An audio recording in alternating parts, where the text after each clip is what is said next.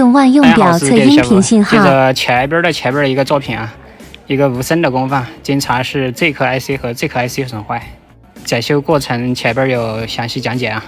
今天这个接到了啊，我们装上试一下。好的，先扭上螺丝，焊接好所有音脚。好的，上列12伏 ，U 盘音读取，再次测量输出，没问题了啊。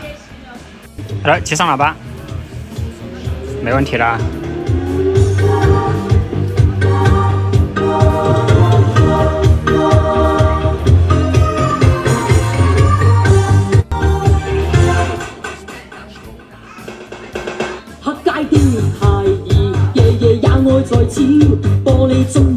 好的，这次故障就完美修复了。如何检修排查出来故障的，在前边的作品有详细讲解，大家可以去看一下。谢谢大家。